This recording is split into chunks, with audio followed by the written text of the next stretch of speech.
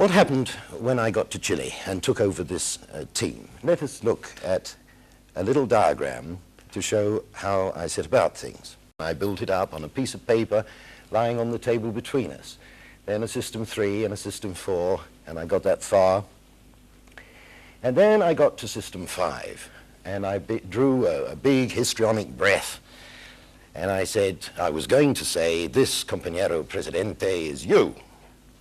Before I could say it, he suddenly smiled very broadly, and he said, System 5, at last, the people.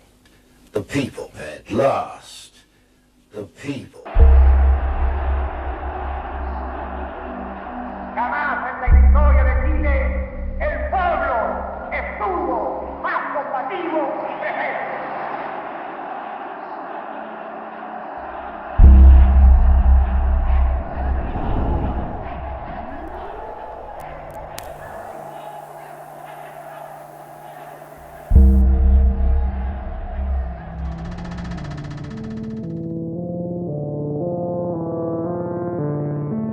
What you've clicked on here is a short story. It's a true story, not too long past, about a future trapped in the past. There are those things you hope for in a good story, drama, plots, heroes, sages, are better angels and bitter devils. But, and I'll spoil this for you, it's a tragedy. Though it would be more of a tragedy that it remained history.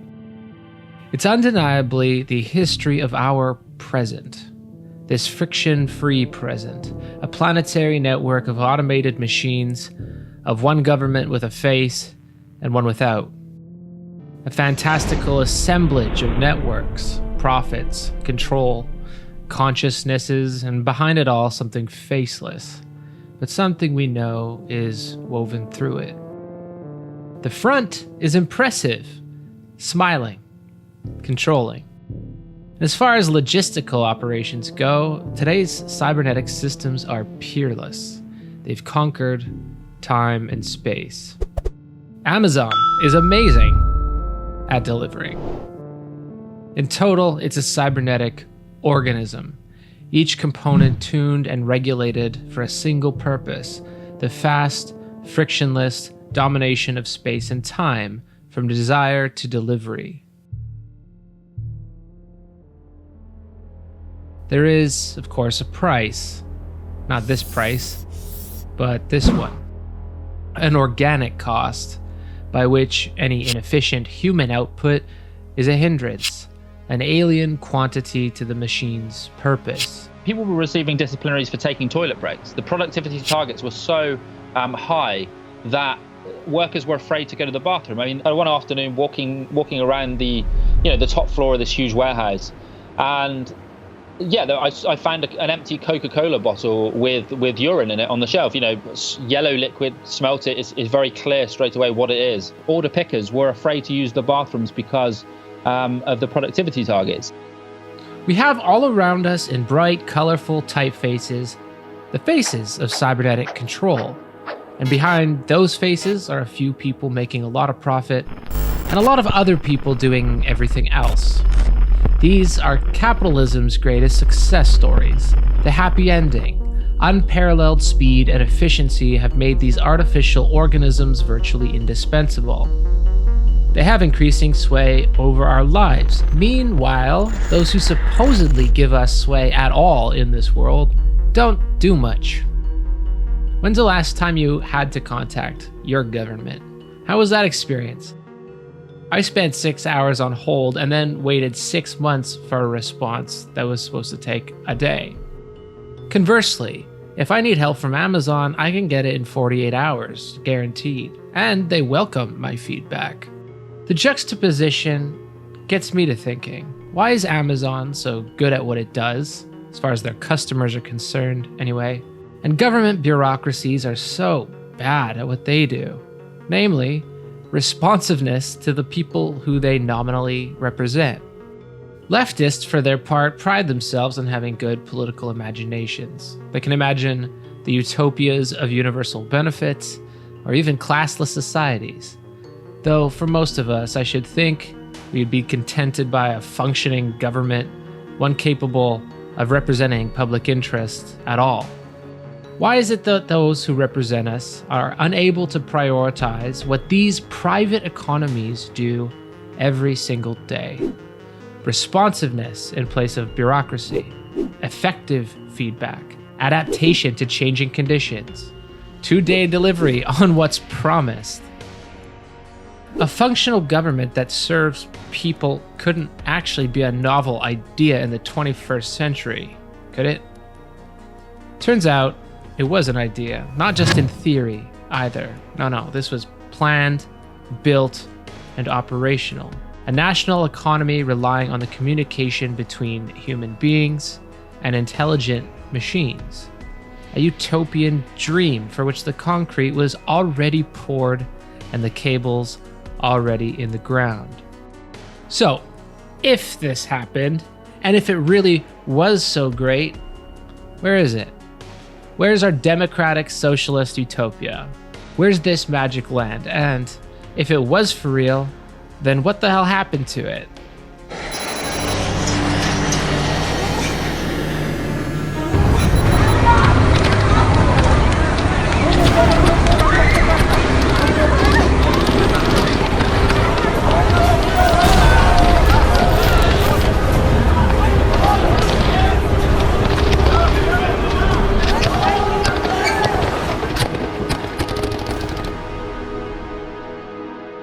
This was, in the end, it's true, a lost cause.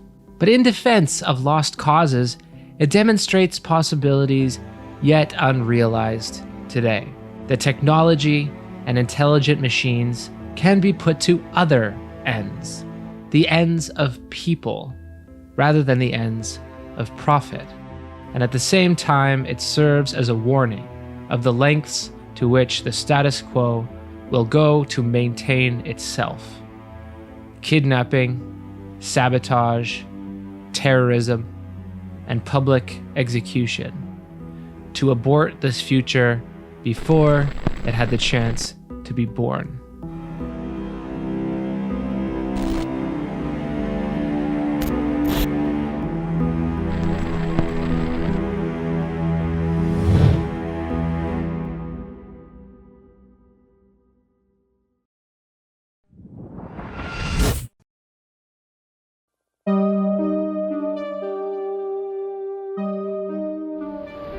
Cybernetics and socialism are both methods for understanding systems and their goals. They do not often appear together as they do here, and they are both popularly misunderstood. But it turns out they make quite an inspiring amalgam.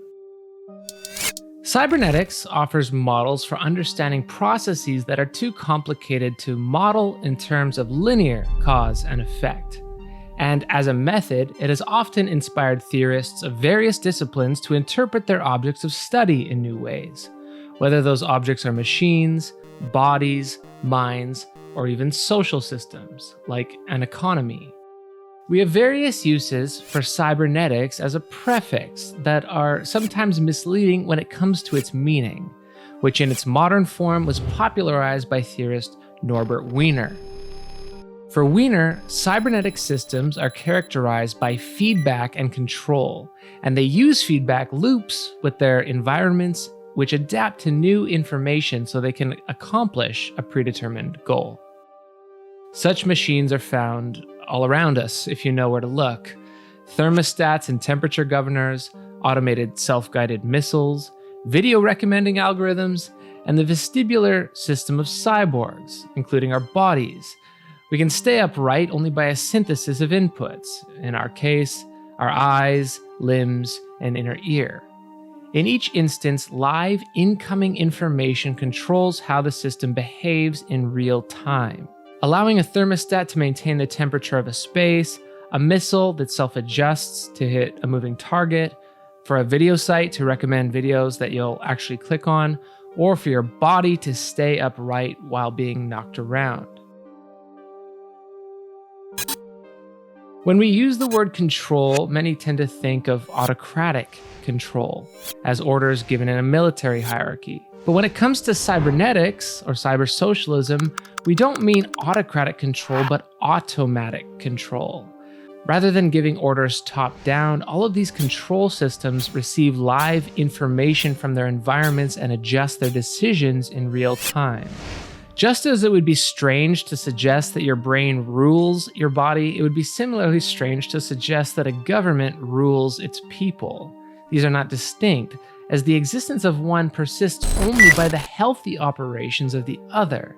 Let me tell you what happened when I first explained it to President Allende himself. Allende was a doctor, a medical doctor, as you may know. And therefore it was very easy to explain the model to him in terms of neurocybernetics as the way of controlling the body. And it's no mere coincidence that cybernetic and governance are derived from the same Greek word, kubernou, to steer. Reciprocal steering is the animating principle of cybersocialism. And for socialists like Allende, governance is only legitimate insofar as it is steered by the will of the people. And in turn, reciprocally, those entrusted to govern are capable of organizing much larger, more complex, even statewide projects that steer individuals' energy and ability towards ends that benefit all, ends that can never be accomplished by atomized individuals acting on their own. Las grandes empresas transnacionales no solo atentan contra los intereses genuinos de los países en desarrollo, sino que su acción avasalladora e incontrolada se da también en los países industrializados donde se asientan.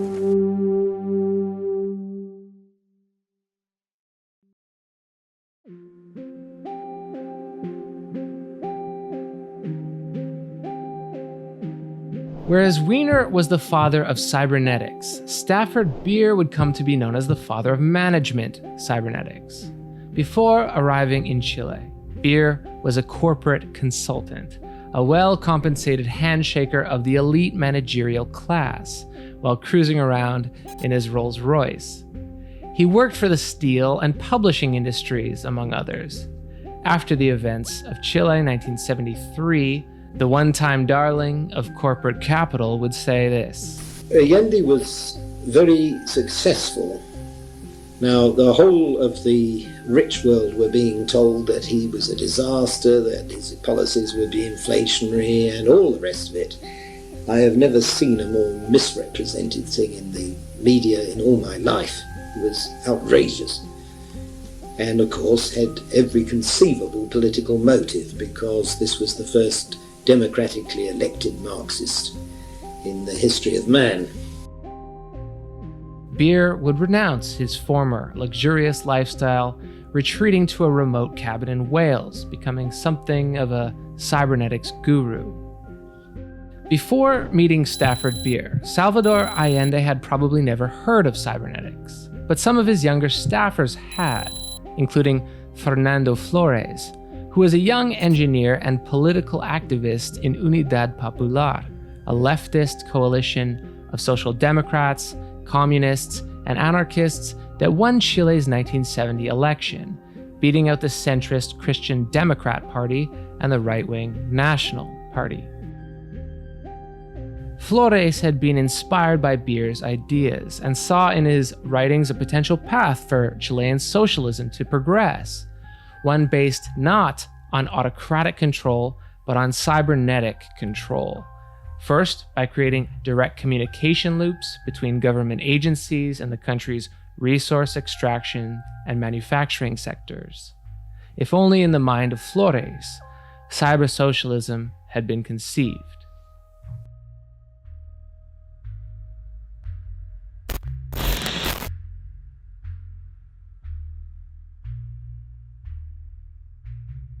The challenge of ideas.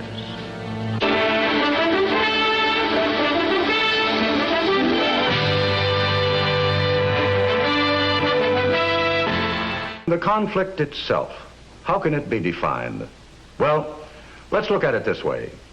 The communist bloc would like to see the entire world under communist domination.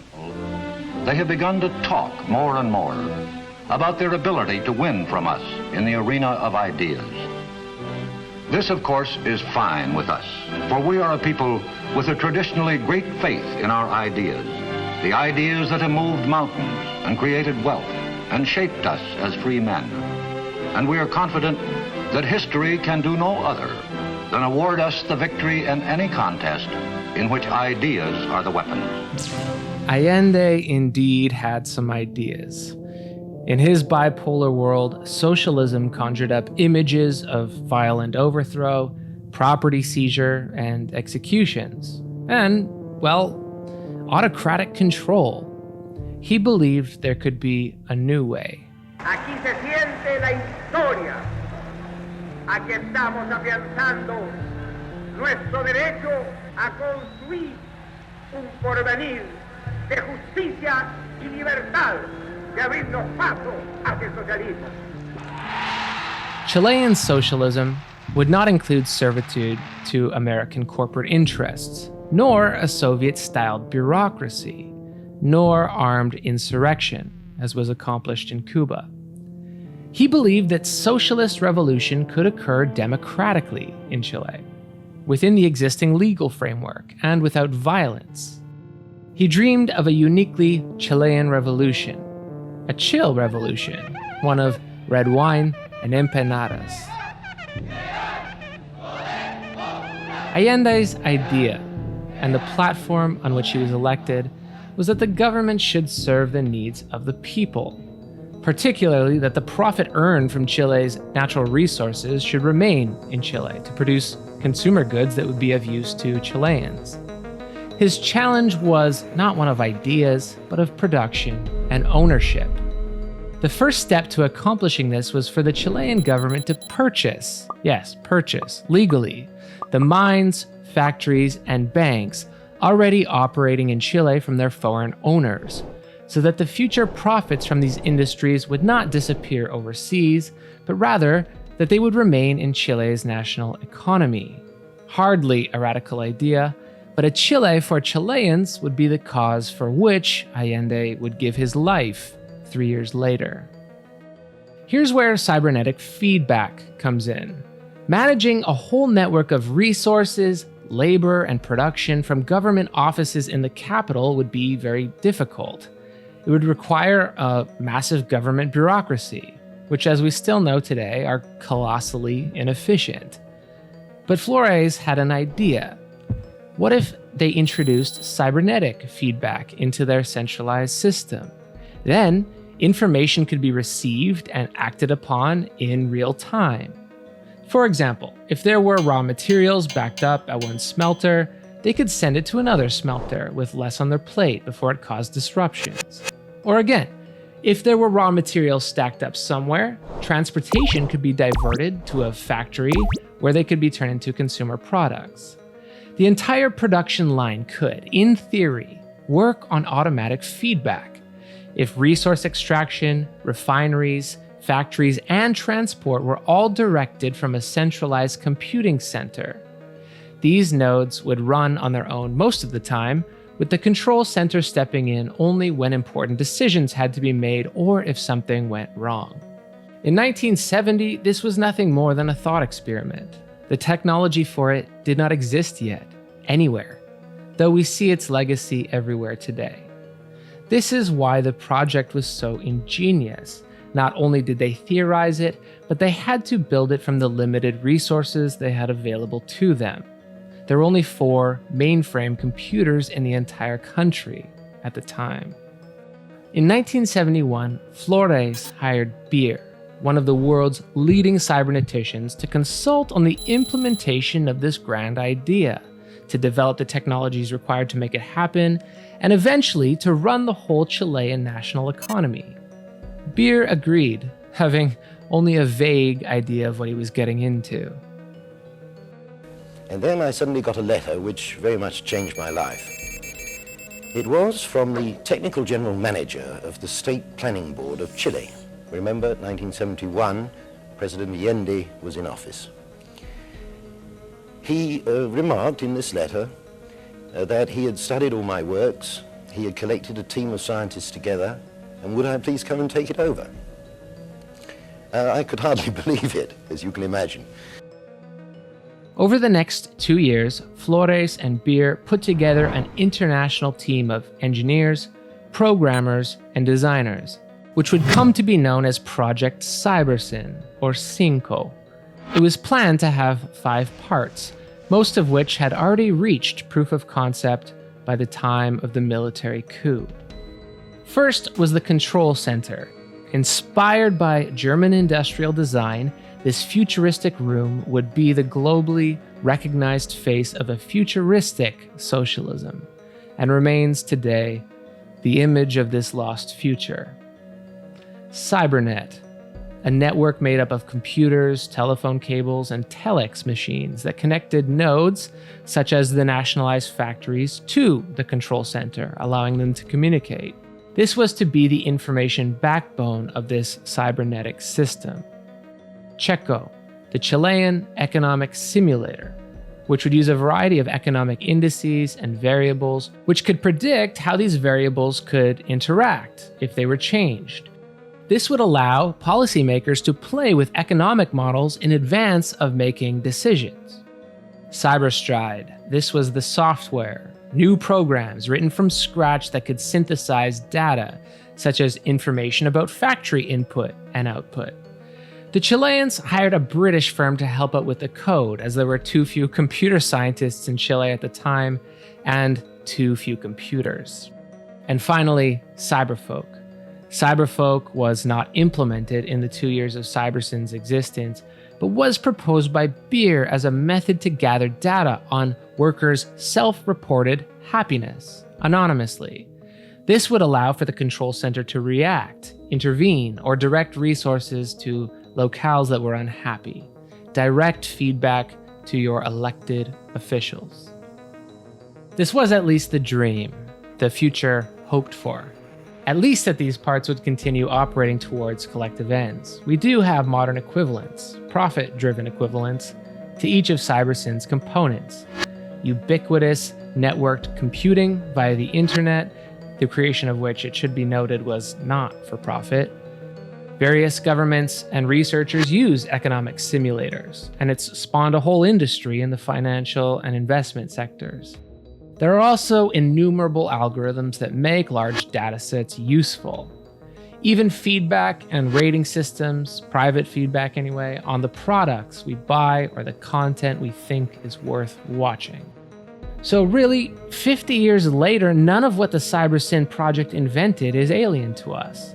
What's astonishing is that the Cybersyn team conceived, built, and designed each of these independently, together, and often did so with rudimentary technologies as they were being blockaded and sabotaged by the United States government and the CIA, cut off from many of the world's best computer scientists, technologies, and component parts. Furthermore, this was already decades before we would see private corporations use online platforms for the same purposes to their own ends. Despite the apparent similarities, however, we should not confuse Cybersyn with something like a proto-Amazon, particularly because of Beer's proposed system, Project Cyberfolk.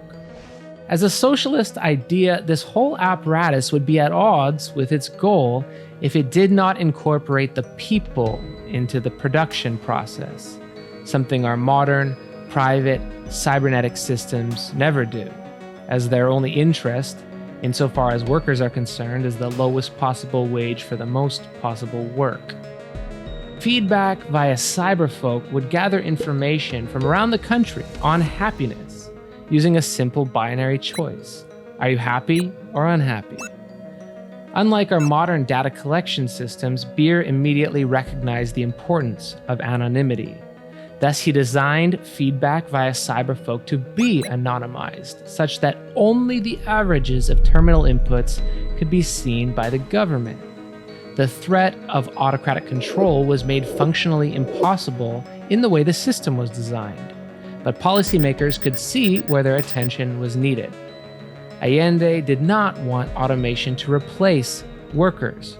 Rather, He wanted workers to have control of their workplace, something that new technology could enable. At the same time, another problem with centralized economies was solved. That is, that people lie when they're afraid of losing their jobs, even due to circumstances beyond their control. A widespread problem in centrally planned economies, notably that of the Soviet Union at the time, was a production quota system. With a quota, a factory is expected to produce a set number of goods, regardless of disruptions in the production line. If there is a disruption and something goes wrong, factory managers are incentivized to lie to the central agencies about output to avoid the blowback coming back on them. The problem here is too many interests.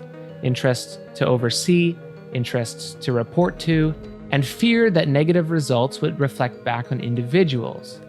A disinterested, computerized system, on the other hand, allows the control center to oversee inputs and outputs in real time and respond to disruptions before they can impact the production line.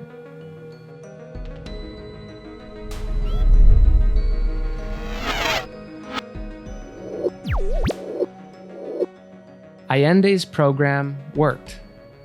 By the end of 1971, Chile's GDP was up 7.7%.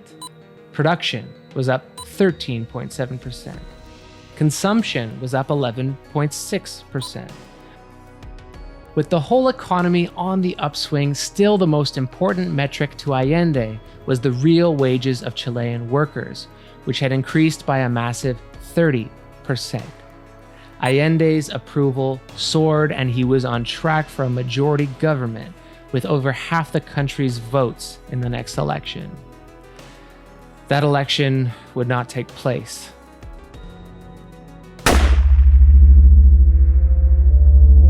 In fact, he would be the last democratically elected president in Chile for the next 20 years.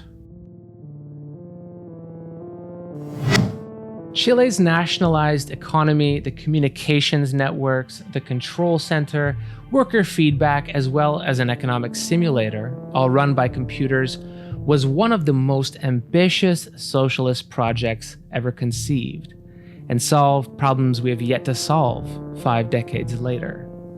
Unlike the Cybersyn team, however, we wouldn't even have to invent anything new to realize it. It would require little more than a change in the way technologies are used to turn them towards collective ends, rather than being run solely to maximize the private profits of a few individuals at the top of monopolistic corporations. This is fundamentally a question of design, the design of systems, and the goals they are given in the generation of a future.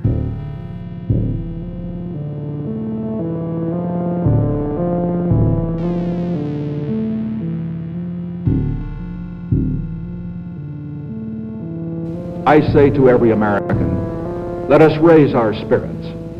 Let us raise our sights. Let all of us contribute all we can to this great and good country that has contributed so much to the progress of mankind. Have you said anything, Ron, with regard to the ITT in Chile? How did you handle it? The State Department dealt with that today. Oh, they did? Yes, sir. What did they do? Deny it? They denied it, but they were cautious on how they dealt with the Corey statement because they were afraid that might backfire. What did Corey say? Well, Corey said that he had received instructions to do anything short of a Dominican type. Alleged to have said that. Corey did? Right. It was a report contained in an IT&T thing, but well, he was instructed to. Well, but I hoped it, but he just failed. That's his main problem. He should have kept Allende from getting that.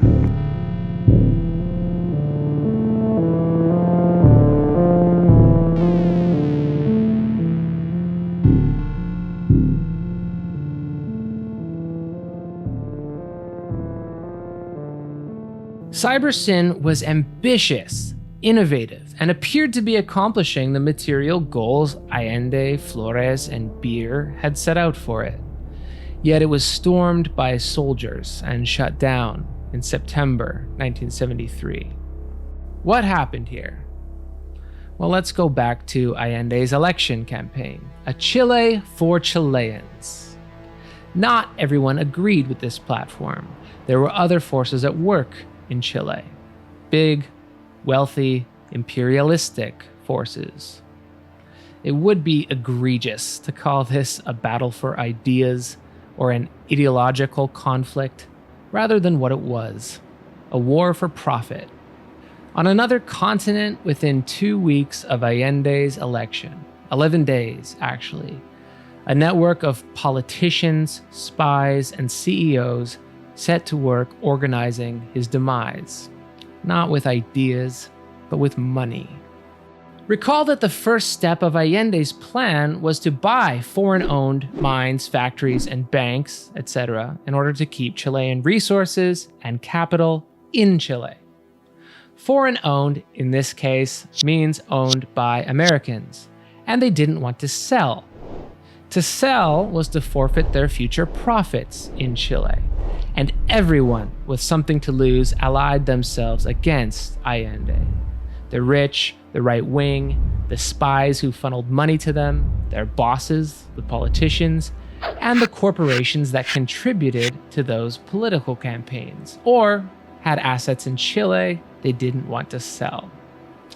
There you are. There's your battle for ideas. The only answer to communism is a massive offensive for freedom. Freedom from hunger, from disease, and a victory for the ageless hope of people everywhere. Freedom from tyranny. So what did they do? Well, they exemplified those good old American land of the free virtues we hear so much about. That is, they knocked on the president's office door and asked him to pretty please depose the leader of a democratically elected government on another continent, which he promptly put in his day planner. Let's back up a second and have a look at the situation in a little more detail. See, entire sectors of Chile's economy were American-owned. The banks in the capital were owned by American banks. Factories and plants were owned by American multinationals, hence Pepsi's interest in the country. The telephone networks were controlled by ITT, one of Nixon's big donors, and on down the line it goes. But let's focus on copper, which is and was Chile's main export. In 1970, 80% of the copper industry was owned by just 2 American companies. These companies got Chilean miners to mine the ore out of the ground, turn it into usable copper, which was then sent to American factories where it could be put into American products like cars and televisions, which were then, in turn, sold back to Chileans. But no surprise, most Chileans couldn't afford them. American companies got rich, American consumers and rich Chileans got their toys, and ordinary Chileans, well, they got long hours and harsh work conditions with none of the benefits, which is to say, they got f***ed. This is why they elected Allende, who vowed that his interest was in their interest. Now, the USA did not have to inform Allende what would happen if he nationalized Chile's mines, factories, and banks. He was not the first to do it, and he knew full well what would happen to him, just as happened 6 years prior in Brazil, 7 years prior in the Dominican Republic, 9 years prior in Cuba, attempted at least, and 15 years prior in Guatemala, while similar interventions befell Bolivia and Uruguay during Allende's term. Well, look at that. Looks sort of like an empire. And by the way, this is only regime change up to 1973, and they were just getting started. Invasions, assassinations, and toppling governments were normal in the defense of freedom. The freedom of American corporations to profit from the metals, oil, and food extracted by low-paid workers and farmers. Estamos frente a un verdadero conflicto frontal sobre las grandes corporaciones transnacionales y los estados. Estos aparecen interferidos en sus decisiones fundamentales, políticas, económicas y militares por organizaciones globales que no dependen de ningún Estado y que en la suma de sus actividades no responden ni están fiscalizadas por ningún parlamento, por ninguna institución representativa del interés colectivo. The American empire is not primarily one of military occupation. There are exceptions, of course, notably the invasion of the Dominican Republic in 1965. But normally, the empire is one of economic exploitation, as Allende knew. It's formed not by a legal agreement, but a tacit one between corporations and the state, including the CIA and military. See, it's a big risk for a corporation to set up shop in a country where, a socialist might get elected. Then they could lose their investment. But with the wealthiest country and the largest military in the world on their side, one which will face no accountability for interfering in other states, that risk is almost entirely mitigated because they can trust that if ever such a leader was to come to power, he would be in short order either assassinated or deposed, and business can continue as usual. The US military functions as the guarantor of otherwise risky investments. Of course, this gets a little more complicated when the socialists have guns of their own. Sobre la cuestión acerca de si la lucha armada es el único camino para la liberación, lo que puedo responder es que, por lo menos en las condiciones de nuestro país, no había otro camino. Y en nuestra opinión, en las condiciones de la inmensa mayoría de los países de América Latina, no hay otro camino que la lucha armada. The US executive knew Allende would be a problem years before he won, which is why every time he ran, 3 times prior to winning, the CIA dumped millions into his opponent's campaigns and into right-wing propaganda against him, over 40 million in today's dollars. In exchange, multinationals with interests across the continent would fund both parties of would-be presidents in the United States. It's a perfect, if illegal, symmetrical flow of capital. So, in short, they never expected Allende to actually win. After he did win, and before he took office, the CIA totally botched a coup attempt, then aggressively spent somewhere between $100 and $200 million, adjusted for inflation, on this country of just 10 million people, funding the right wing, the military, American-friendly business associations, and propaganda. The full amount we'll never know, as it came from a convoluted mix of corporate and taxpayer dollars. 11 days after Allende's election, a furious President Nixon had a breakfast with Donald Kendall, the CEO of Pepsi, and Agustin Edwards, one of Chile's richest men who pretty much owned the mainstream media in Chile, the Chilean Rupert Murdoch. They asked Nixon for his help in getting rid of Allende. From this meeting, Nixon marched over to CIA Director Richard Helms, promising him a blank check to solve the Allende problem. Helms was given a lot of latitude, up to and including anything short of a military invasion, or what they rather brazenly called a Dominican-type action. The CIA conducted a secret war of espionage behind what was referred to as an invisible blockade, funding anyone who would make Allende's socialist reforms and the Cybersyn project as difficult as possible. Nixon ordered the CIA to, quote, make the economy scream. But that wasn't all he did. In public, he had the weight of the American presidency to throw around, and he did his best to ensure that no money entered Chile. He went to international banks and to the IMF and made it apparent that his office would not look kindly on anyone who lent money to Allende's government. Chile, of course, is interested in obtaining loans from international organizations where we have a vote. And I indicated that wherever we had a vote, where Chile was involved, that unless there were strong considerations on the other side that we would vote against them. Chile's credit rating was downgraded for no apparent reason, such that no one in the world was willing to invest in the country for fear of American reprisal. Lastly, as we should expect, Nixon also cut off all US government aid to Chile. Aid sounds really beneficent, doesn't it? It's called aid, but it's yet another means of American imperialism. Here's how the system works. The USA supports friendly governments.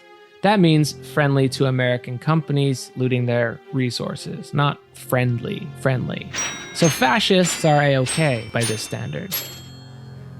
American aid goes to governments, many of which were or became military dictatorships during this decade. Dictators line their pockets with government aid and let companies get on with exploiting the working people of their countries. That's not to say it was a free lunch, however. They had to earn their aid through autocratic control, including imprisoning, torturing, and murdering those who resisted or mobilized. Meanwhile, the people, once again, didn't have schools to send their kids to, didn't have hospitals to go to. Yeah, they got f***ed. Allende's was not the only government who was unaided. Fulgencio Batista earned billions of dollars, adjusted for inflation, while he was president. Yet a quarter of the people in his country couldn't even read. As soon as these guys kicked him out, what do you know? No more aid to Cuba. Yet virtually everyone in the country was literate in about 3 years. So when you hear aid, don't think aid. Think a government-to-government bribe where ordinary people get nothing and leftists end up imprisoned or dead. Needless to say, Allende didn't get any of that pie.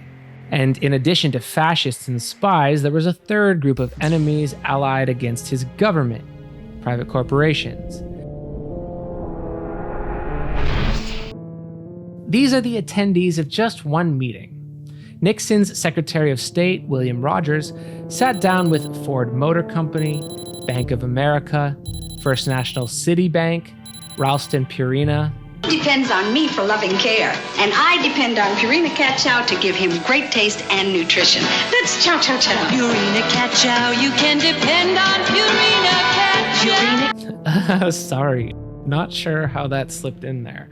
Ralston Purina, ITT, and the mining companies who had their interests threatened by Allende's policies, including Anaconda Copper.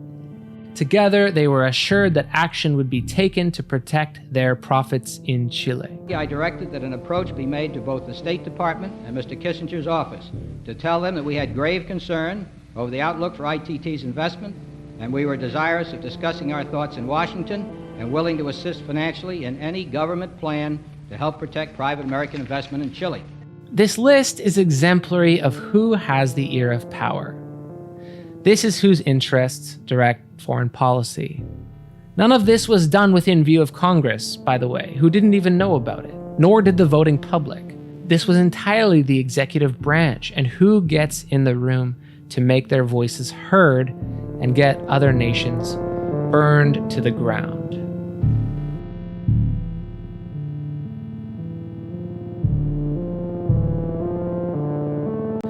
This was Allende's war, one in which he had a lot of enemies and very few friends.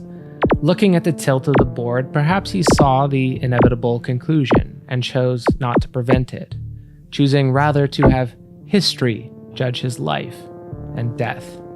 For instance, Fidel Castro visited Allende and toured his nationalization projects, which very much impressed him.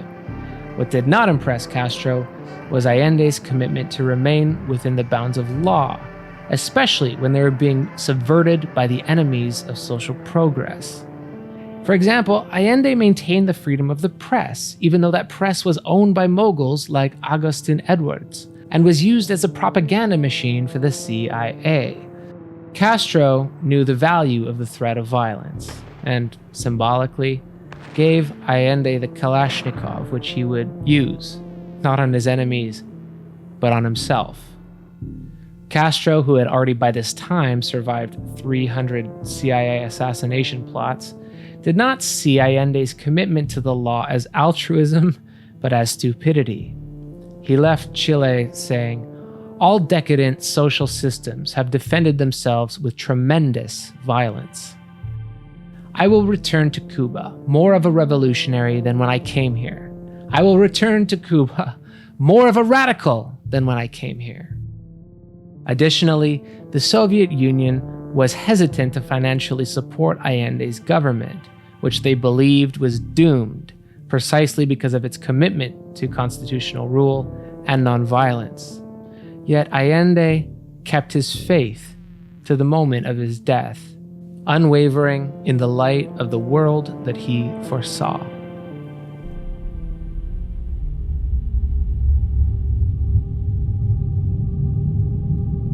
By 1972, the economy was indeed screaming. Because of the corporate blockade of Chile, when machines or trucks broke down, there were no parts to fix them. An estimated third of the transportation in Chile needed repair. This was by design. The American ambassador to Chile, Edward Corey, said, "Not a nut or a bolt will be allowed to reach Chile under Allende. We shall do all within our power to condemn Chile and the Chileans to utmost deprivation and poverty."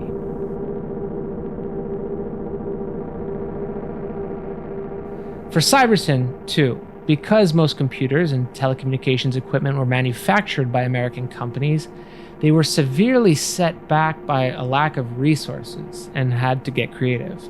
At the time, this whole program of sabotage was clandestine, run by Nixon on one front, American companies on another, and the CIA on a third. It's really difficult to run an economic simulator with all these unknown variables in play, and the computer scientists, both British and Chilean, who were programming Checo, could never figure out why the numbers always came back so strangely. All of this sabotage and secret funding came to a head in October 1972 with what began as a truckers' strike. Usually, strikes are associated with the left, labor action against their employers. This one, however, was the employers against the left, protesting Allende's creation of a national trucking company that would compete with them. Owners of every industry joined, closed the doors of businesses, private factories. They blocked highways and vandalized infrastructure. Violence broke out on the streets, provoked not least by right-wing fascist groups trained, funded, and infiltrated by the CIA. The situation looked grim. But then something happened that no one had predicted. The left united behind Allende to prevent economic collapse. The workers rose up, determined not to let the owners destroy Allende's government, which had brought so much benefit to their class. Truckers drove their routes in defiance of their bosses. Factories began to correspond and share resources to keep production going. Radical left factions, who were initially opposed to Allende's moderate policies, took up arms to defend factories from sabotage by right-wing mercenary gangs. They also seized private factories that had closed their doors by force, something Allende had refused to do. This was also Cybersyn's shining moment, as the networks Flores and his team had built allowed leaders to keep in contact and keep production going, even where telephone lines were cut or highways were blocked. Without the network, October 1972 would likely have been Allende's last month in office. Unable to destroy the government as they had planned, the right and left came to a stalemate, and Allende, out of options, was forced to ask the military to intervene and end the strike. In exchange, they wanted cabinet positions in his government. He had little choice in the matter and agreed. The following year, the same uniformed men would seize control of the capital by force. Still, the October strike demonstrated the power of a united left. Despite $100 million CIA dollars, anti-Allende propaganda, and the capitalist solidarity arrayed against them. Throughout the next year, Cybersyn continued to consolidate data. But eventually, the economic pressure put onto Chile was too much. Nixon had effectively prevented any foreign investment in Chile while Allende was president. Meanwhile, the CIA and business associations could continue to pour support into anti-Allende organizations, propaganda, and assure the military that the United States would look favorably on a change in leadership. On September 11th, the military seized control of the capital and bombed the presidential palace. Refusing to be taken alive, Allende shot himself. Chilean democracy ended amid the sounds of explosions, gunshots, and Allende's final words, broadcast out over the radio. Me pueda dirigir a ustedes. La Fuerza Aérea ha bombardeado las torres de Radio Portales y Radio Corporación. Mis palabras no tienen amargura sino decepción, y serán ellas el castigo moral para los que han traicionado el juramento que hicieron. Ante estos hechos, solo me cabe decir a los trabajadores: yo no voy a renunciar. Colocado en un tránsito histórico, pagaré con mi vida la lealtad del pueblo. Y les digo que tengo la certeza que la semilla que entregáramos a la conciencia digna de miles y miles de chilenos no podrá ser cegada definitivamente. Tienen la fuerza, podrán avasallarnos, pero no se detienen los procesos sociales ni con el crimen ni con la fuerza. La historia es nuestra y la hacen los pueblos. Trabajadores de mi patria, quiero agradecerles la lealtad que siempre tuvieron, la confianza que depositaron en un hombre que solo fue intérprete de grandes anhelos de justicia, que empeñó su palabra y que respetaría la Constitución y la ley, y así lo hizo. En este momento definitivo, el último en que yo pueda dirigirme a ustedes, pero que aprovechen la lección. El capital foráneo, el imperialismo, unido a la reacción, creó el clima para que las Fuerzas Armadas rompieran su tradición, la que le enseñara Snyder y que regimara el comandante Araya. Víctimas del mismo sector social que hoy estará en sus casas esperando con mano ajena reconquistar el poder para seguir defendiendo sus granjerías y sus privilegios. Me dirijo sobre todo a la modesta mujer de nuestra tierra, a la campesina que creyó en nosotros, a la obrera que trabajó más, a la madre que supo nuestra preocupación por los niños. Me dirijo a los profesionales de la patria, a los profesionales patriotas, a los que hace días estuvieron trabajando contra la sedición auspiciada por los colegios profesionales, colegios de clase, para defender también las ventajas que una sociedad capitalista le da a los pocos. Me dirijo a la juventud, aquellos que cantaron, entregaron su alegría y su espíritu de lucha. Me dirijo al hombre de Chile, al obrero, al campesino, al intelectual, aquellos que serán perseguidos porque en nuestro país el fascismo ya estuvo hace muchas horas presente en los atentados terroristas, volando los puentes, cortando la línea férrea, destruyendo los oleoductos y los gasoductos, frente al silencio de que tenían la obligación de proteger. Estaban comprometidos. La historia lo juzgará. Seguramente Radio Magallanes será callada y el metal tranquilo de mi voz no llegará a ustedes, no importa. Lo seguirán oyendo. Siempre estaré junto a ustedes. Por lo menos mi recuerdo será de un hombre digno que fue leal a la ley. El pueblo debe defender, pero no sacrificar. El pueblo no debe dejarse arrasar ni acribillar, pero tampoco puede humillar. Trabajadores de mi patria, tengo fe en Chile y su destino. Superará otros hombres este momento gris y amargo donde la traición pretende imponer.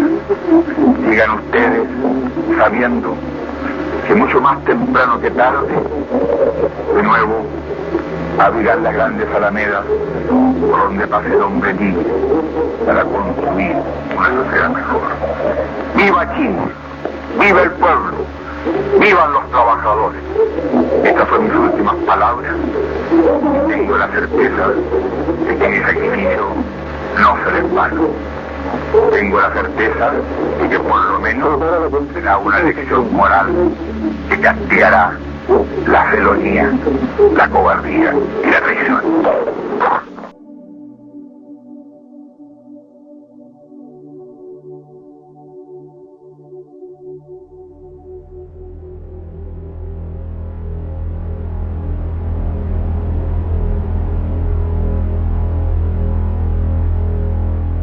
With General Pinochet in power, thousands of leftists were killed. Hundreds of thousands were kidnapped, arrested, imprisoned, and tortured. A secret cable from the White House from 2 days after Allende's death read, "The United States government wishes to make clear its desire to cooperate with the military junta and to assist in any appropriate way. We welcome General Pinochet's expression of desire for strengthened ties between Chile and the US." Among those imprisoned was Fernando Flores. Beer fled the country but used his international network, working with human rights organizations, to get his former colleagues out of Pinochet's prison camps. Flores would eventually be released and move to California, where he'd study and start a career as a business consultant. The Chilean economy was given over to the Chicago Boys, a group of economists who had studied under Milton Friedman. They set to work rolling back all of Allende's reforms, including cutting government programs, reprivatizing factories, selling farmland to giant agribusiness multinationals, and of course, first freezing the wages of Chilean workers, then abolishing the minimum wage. They invited back the American multinationals with open arms. It is claimed by some that they saved Chile, which is, in one manner of speaking, true. They saved it from Chileans and returned it to those who designed the crisis in the first place. While funding to public housing, healthcare, and education were slashed, poverty increased. Public utilities were sold off to the highest bidder, and foreign investment could finally return. Investments now protected by the soldiers and armored cars of a military regime in the streets.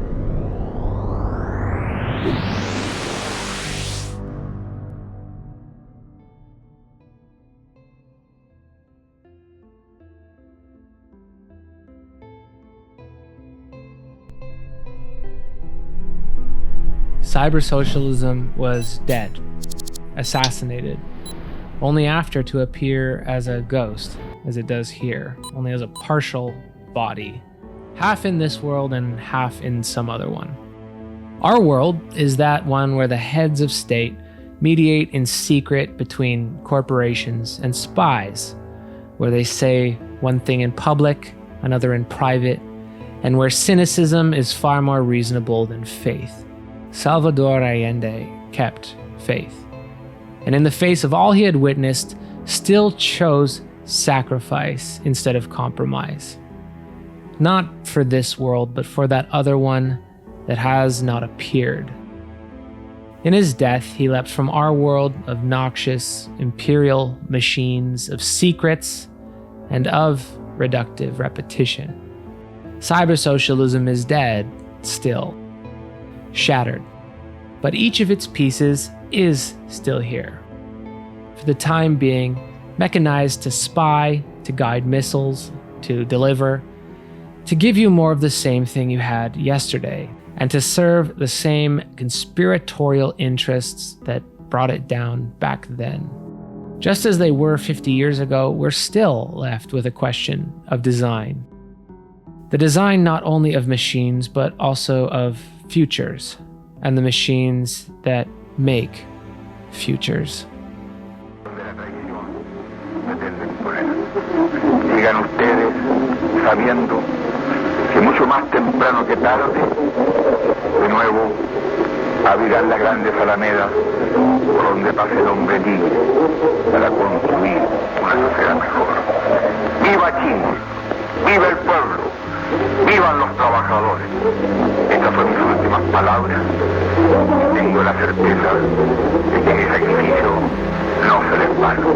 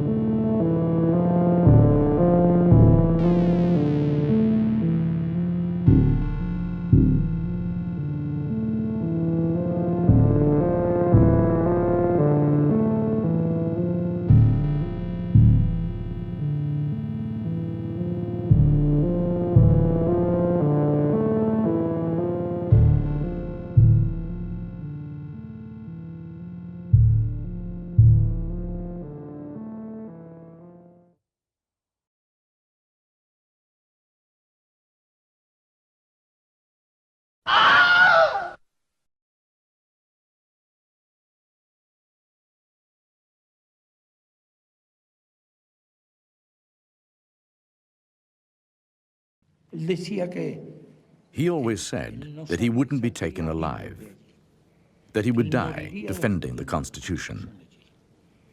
He kept his word.